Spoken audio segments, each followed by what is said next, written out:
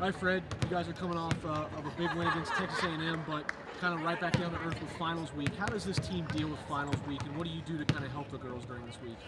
Coquise is great about it. She's academics first anyway, so we give them this week as an option. They can show up for whatever practices they can make Monday through Thursday, whatever workouts, lifts they can make. Gives them kind of random times that they can come in, optional times they can come in and lift. But practice-wise, it's been totally optional. But to their credit, they've been here for the majority of the time. Friday and Saturday, we'll get back to business, prepare for Alcorn State. Coming off a really good win against Texas A&M. Talk about what a win like that maybe can do as you guys try to build momentum starting Big Ten play at the beginning of the year. Well, I mean, they're a great team. They're extremely athletic. They're well coached. So anytime you can get a victory from them, that's big. Especially with the younger kids here facing that kind of pressure, it was good for us to come out on top. I thought defensively we did some special things that game.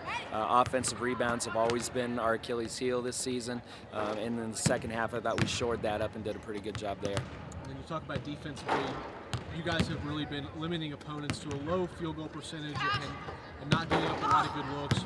How does that help you guys not only limit points, but maybe score points on the other end? Yeah, well, last year we did a much better job of creating offense off our defense. This year, not so much, but we're always focusing on on opponent's field goal percentage. I think that's a key indicator on how good of a defensive team we are.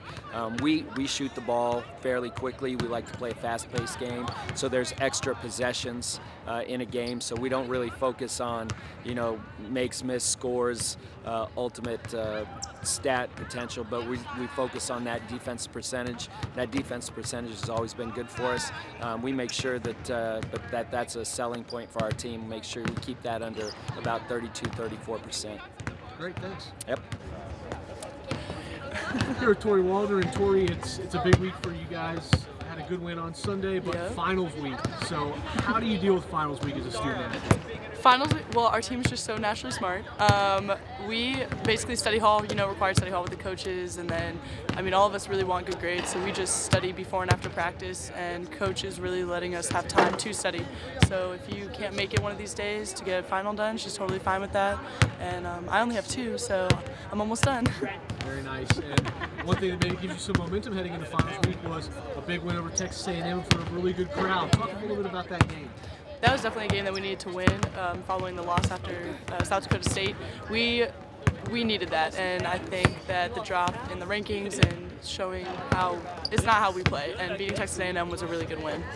And then, do you have any plans for the holidays? Do you get to go home for a while and see family? Yes, I do. So we get to go home after our game on the 22nd. Everyone come.